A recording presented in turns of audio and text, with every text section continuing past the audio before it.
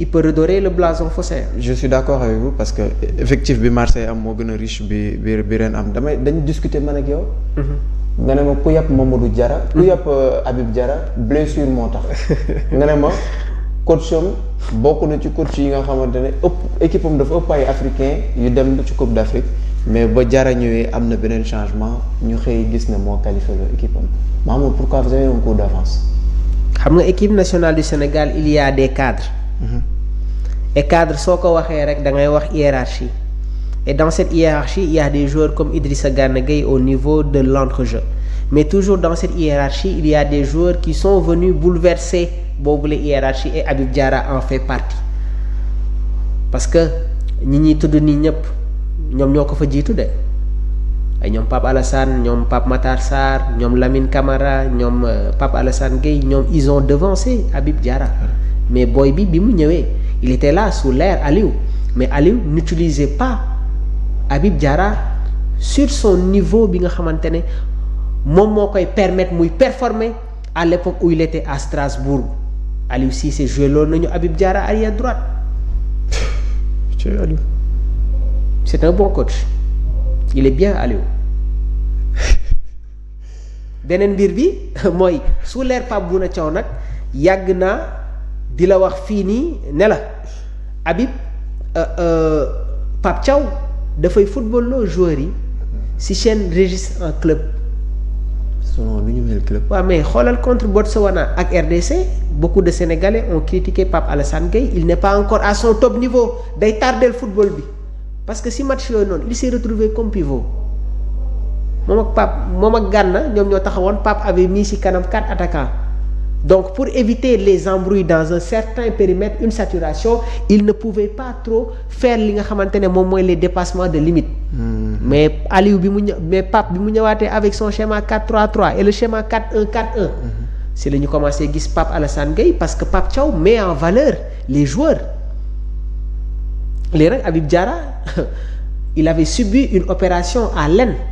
nekkoon si une phase de rééducation ñu naan dina bokk ak du bokk.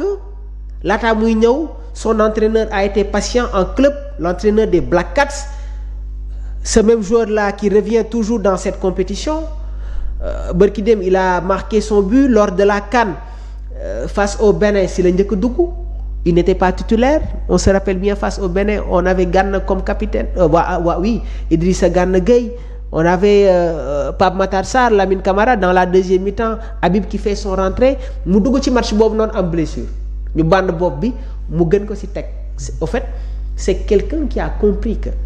dans cette équipe-là il faut se donner à fond force de caractère une détermination loolu moo ko permettre tey jii mu accéder à ce niveau-là il est un peu en devant léegi nag dama la koy wax nii dans le schéma 4-3-3 de Pape Bouna Thiaw xam nga yàgg naa la wax il y a des certitudes te mi ngi gën di leer Edouard Mendy Kalidou Moussa Niakhaté Krépin Diatta El Hadj Malick Diouf El Hadj Malick jëlaat na place am de. Ah oui. kon Jacobs day. waaw mais ils sont en concurrence reyante la rek foofu. Gana Gueye doo ko génnee Pape Alassane doo ko laal léegi beneen mbir mi mooy dafa am une autre concurrence saine encore une fois saine entre Pape Matar Lamine Camara ak Habib Diarra mais jamono ji je pense que Habib a beaucoup plus de points dans le schéma à 3 au niveau de l'entrejeu de l'équipe nationale du Sénégal sous la période de Pape Bouna Thiaw bërki dem il a été buteur. dama discuter ak yow nga ne ma Assane Diao Djibi Assane Diao bis bu nekkee à 100% équipe nationale mën na dem beneen niveau waaye Assane Diao comme Assane Diao is back. Il fait partie des certitudes de Pape Thiaw Assane Diao c'est l'avenir de cette équipe blessure moo ko sonal Fabregas moo koy indil ay problèmes bërki démb nee naa la il doit quitter Como. Pourquoi? Mais parce que il a un entraîneur qui le respecte pas. Assane avait toutes les chances de participer à cette CAN-là. La blessure de Habib Diarra était beaucoup plus sérieuse.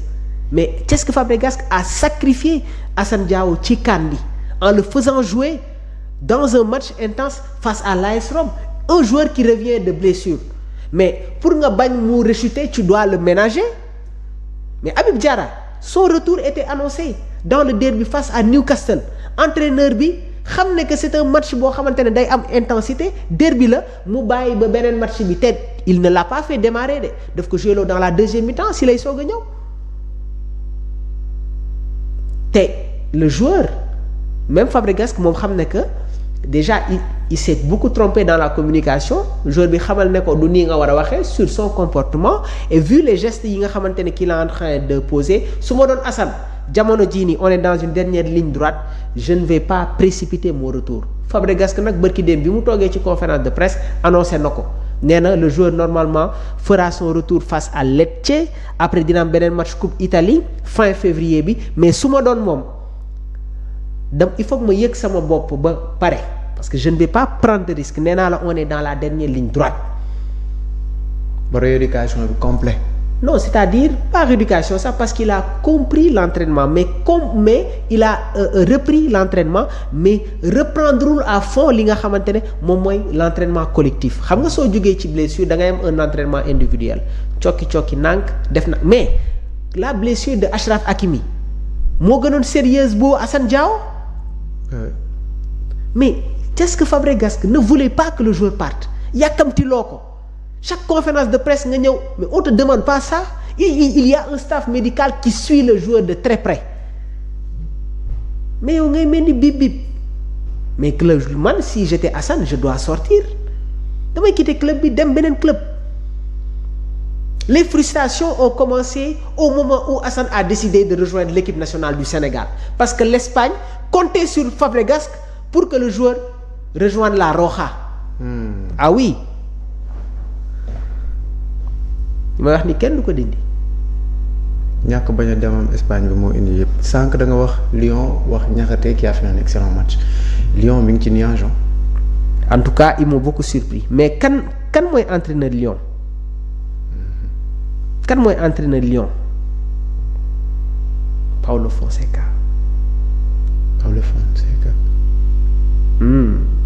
C'est un excellent coach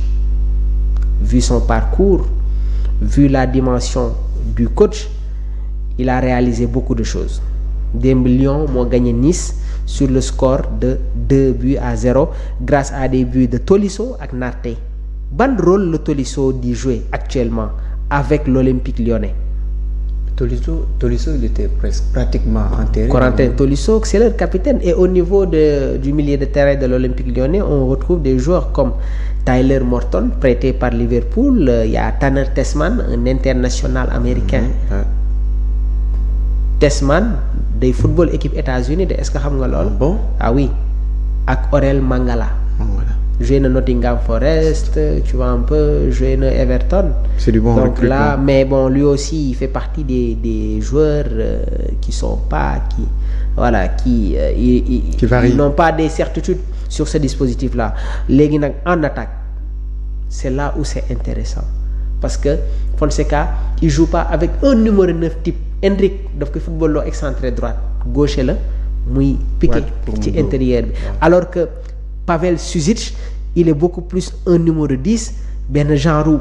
second attaquant moom lay football loo donc cela veut dire que dans ce schéma là de base c'est un schéma 4-3-3 mais yàgg naa di leen wax ne que les formations c'est juste un point de départ ce qui est important mooy li nga xamante ne moom mooy la structuration maanaam la manière dont les joueurs se déplacent et interagissent à l'intérieur de cette structure 4-3-3 la mais su bal bi commencé di daw da ngay gis ne que le milieu de terrain devient en losange Hendrick réplique beaucoup plus dans l'intérieur seen beneen excentré bi ça peut être ki nga xamante ne moom mooy Adam Karabek un international tchèque des fois c'est Malik Fofana et aussi il y a l'international ghanéen ki nga xamante ne moom mooy Noama le changement de système foofu le football toll moo tax Pape Thiaw sonal gars yi. kon donc Lyon amul 9 fixe équipe bi day varier tantôt. Depuis le départ de Lacazette ak Satriano il y a aussi l'arrivée de Yaremchuk ancien joueur du FC Valence passé par Benfica nekk un international ukrainien mais il n'est pas titulaire parce que li nga xamante ne moom la entraîneur bi teg jig na leen il va être dans la continuité. Merci beaucoup. Il me reste 5 minutes. Sur les 5 minutes, en 2 minutes, je voudrais avoir votre avis sur Hervé Renard. Hervé Renard nee na l'histoire des serviettes c'est un entraîneur qui mérite énormément de respect nee na nag derrière l'histoire des serviettes il y a une autre réalité évoqué li nga xamante ne moom mooy aspect mystique vous vous rappelez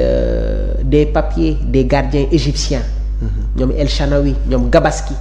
c'est parce qu'il avait les notes fu joueurs yi di dóor ak yeneen man jàpp naa ne que dans l'histoire des serviettes là il y a rien de mystique ñun ñëpp xam nañ ne que nag Coupe d'Afrique bii dafa am réalité mais am na loo xamante ne neexut a wax ci télé. avant cette finale kilifa woo na ma ne ma finale dina am coow bu metti billaahi ne ma finale dina am coow bu méttee métti am na de avant les matchs am na loo xamante ne daan na ma ko wax mais du loo xamante ne da nga koy wax ci télé parce que football la mais man Gabaski loolu lañ doon wax El Chanaoui lu nekk ci kii alors qu'il avait des notes mais les gardiens ont tout le temps des serviettes parce que vu la température et le climat qu'il fait des fois góol yi il faut que ñuy fomp seen kanam di fomp seen ay gants pour bal bi bañ a glisser mais il y avait rien d'extra léegi est-ce que les serviettes yi nga xamante ne jël nañ ko gis nañ ci leneen de louche il voulait perturber les gardiens il voulait déconcentrer les gardiens ça n'a pas marché mais man moom gëw ma ne que histoire de serviettes yi nii c'est quelque chose de mystique. alors dañuy proposer waa DBC du nouveau lu ñu woowee les 3 minutes de Mamour les 3 minutes de Mamour face à la caméra cette fois-ci on va parler de. Mbaye Diagne gis naa ne fan yi gars yaa ngi koy wax Mbaye Diagne.